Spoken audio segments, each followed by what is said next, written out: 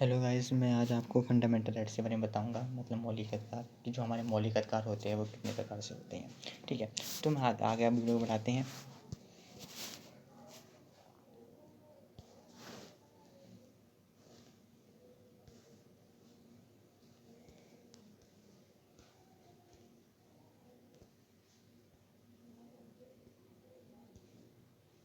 सबसे पहले जो हमारा मौलिक अधिकार होता है वो होता है हमारा समानता का अधिकार। कौन सा अनुच्छेद 14 से 18 के तहत। दूसरा जो हमारा महत्वपूर्ण जो अधिकार आता है वो आता है हमारा स्वतंत्रता का अधिकार, अनुच्छेद 19 से 22। तीसरा जो हमारा अधिकार आता है वो शोषण के विरुद्ध अधिकार आता है, अनुच्छेद 23 से 24। चौथा जो हमारा महत्वपूर्ण जो अधिकार आता है वो धार्मिक स्वतंत्रता का अधिकार आता है। कौन से अनुच्छेद 25 से 28। पांचवा जो महत्वपूर्ण अधिकार आता है वो हमारा आता है संस्कृति और शिक्षा से संबंधित अधिकार, अनुच्छेद 29 से 30 के तहत। और जो आखिरी हमारा जो सबसे महत्वपूर्ण जो अधिकार आता है वो आता है संवैधानिक उपचारों का अधिकार, अनुच्छेद 32 से 35 के तहत। जो हमारा संवैधानिक उपचारों का जो अधिकार होता है it is very important rights. ठीक है, सबसे पहले हम बात करते हैं समानता का अधिकार कि समानता का अधिकार है क्या। ठीक है, समानता का अधिकार इसमें बताया गया है कि इसके अनुसार राज्य की तरफ से धर्म, जाति, वर्ण और लिंग के नाम पर नागरिकों में कोई भेदभाव नहीं किया जाएगा। राज्य की दृष्टि से सभी नागरिकों को समान माना जाएगा।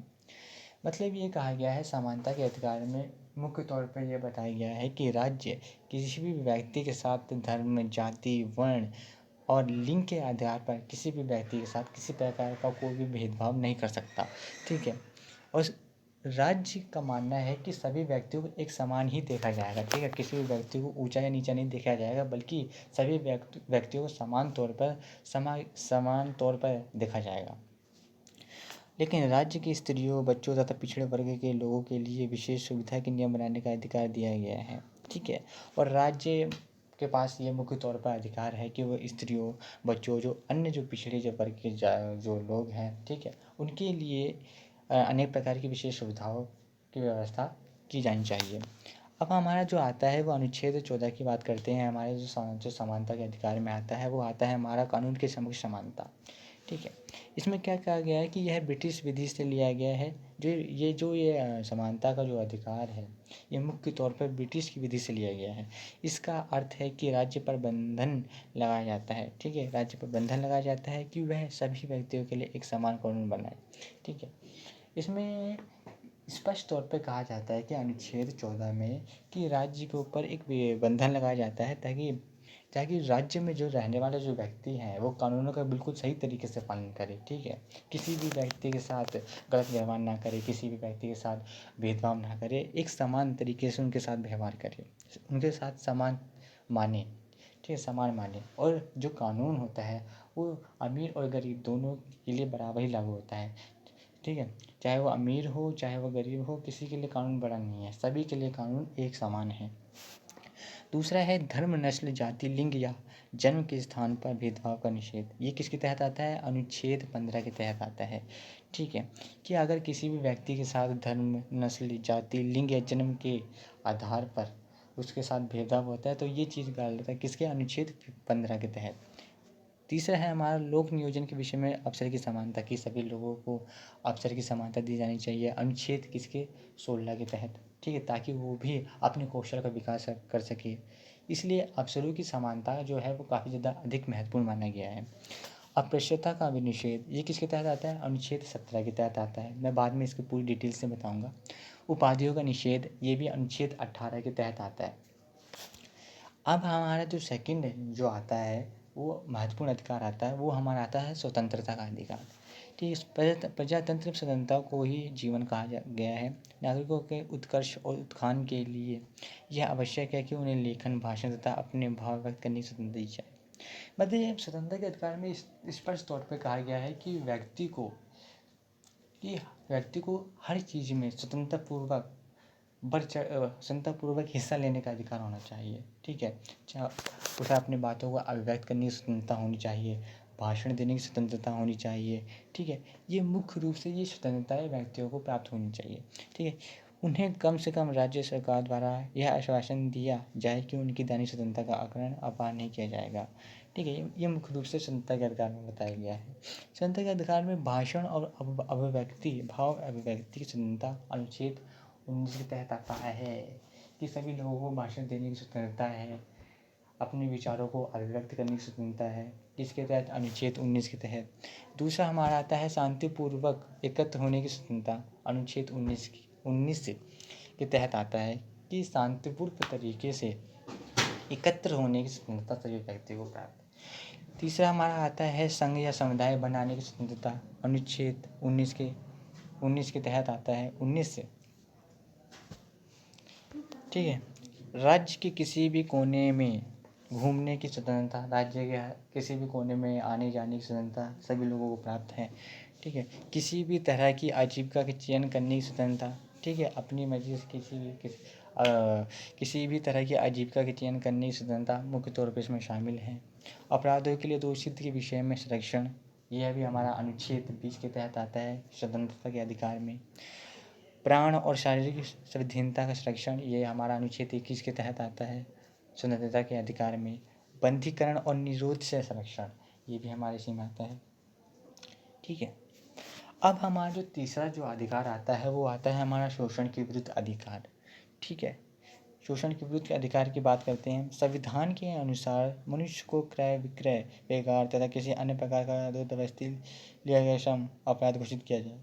मतलब ये है जैसे किसी व्यक्ति को ज़बरदस्ती, ठीक है, किसी काम में लगाया जाता है लेकिन उसको उस काम को करने की इच्छा नहीं है, तो अगर उससे वो काम ज़बरदस्ती कराया जाता है तो ये अपराध माना जाएगा। ठीक है, ये अपराध घोषित कर दिया जाएगा। यह बताया गया है कि 14 वर्ष से कम आयु वाले बालक को कारखाने या अन्य संकट में नौकरी में नहीं लगा सकता।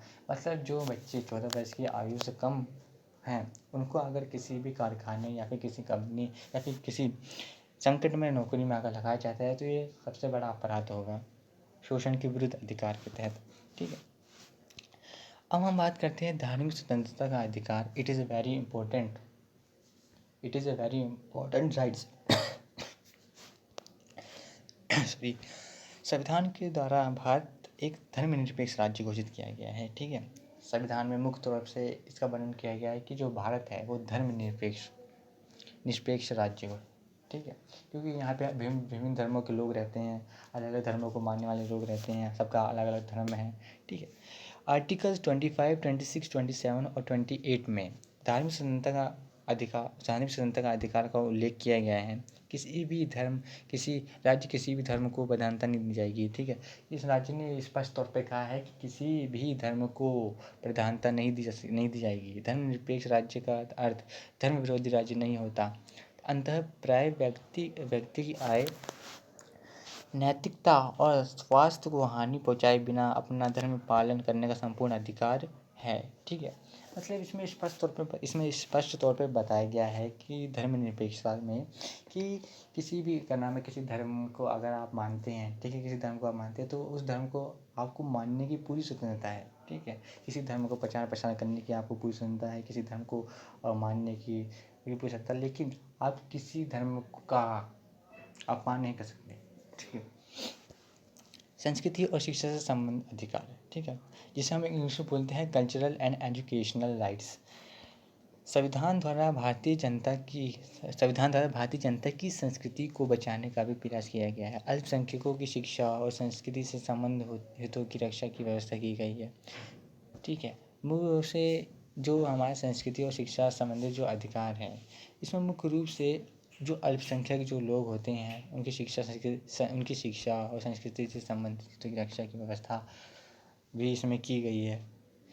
नागरिकों के किसी भी समूह को जो भारत या उसके किसी भाग में रहता है अपनी भाषा, लिपि और संस्कृति को सुरक्षित रखने का अधिकार उसके पास है। ठीक है, ये भी है इसमें। धर्म के आधार पर किसी भी इंसान को शिक्षण संस्थान में नाम लिखाने से रोका नहीं जा सकता। ये हमारा मुख्य रूप से संस्कृति और शिक्षा से संबंधित अधिकार में है। ये सारी चीज़ों के बारे में डिटेल में हम पढ़ेंगे। संवैधानिक उपचारों का अधिकार। It is a very very important right to constitutional remedies. भारतीय संविधान में मौलिक अधिकार को अतिक्रमण से बचाने की व्यवस्था की गई है। संविधान के अनुसार सर्वोच्च न्यायालय को मौलिक अधिकारों का संरक्षण माना गया है। ठीक है। हाँ, संवैधानिक उपचारों के अधिकार में मुख्य रूप से ये वर्णन किया गया है कि अगर व्यक्ति के किसी भी मौलिक अधिकारों का अगर अलग उल्लंघन होता है तो वह सीधा सुप्रीम कोर्ट में जा सकता है। ठीक है। मौलिक अधिकारों के तहत अगर वो मामला मौलिक अधिकारों से रिलेटेड नहीं हुआ तो सुप्रीम कोर्ट इसकी सुनवाई बिल्कुल भी नहीं करेगा। अगर व्यक्ति किसी भी मौलिक अधिकार का उल्लंघन होता है वो सीधा सुप्रीम कोर्ट जा सकता है, क्योंकि जो सुप्रीम कोर्ट है वो मुख्य तौर पर मौलिक अधिकारों का संरक्षक माना जाता है। प्रत्येक नागरिक को मौलिक अधिकारों की रक्षा के लिए सर्वोच्च न्यायालय से प्रार्थना करने का अधिकार प्राप्त है। ठीक है। इसलिए हम संवैधानिक उपचारों का जो अधिकार है वो काफ़ी ज़्यादा अधिक महत्वपूर्ण मानते हैं। इसके साथ साथ हम और इसके बारे में डिटेल से पढ़ेंगे। ये एक शॉर्ट वीडियो के तहत बताया है, लेकिन मैं समानता का अधिकार, स्वतंत्रता का अधिकार और शोषण के विरुद्ध अधिकार, इन सारी चीज़ों के बारे में मैं डिटेल से आगे वीडियो जब बनाऊँगा तब मैं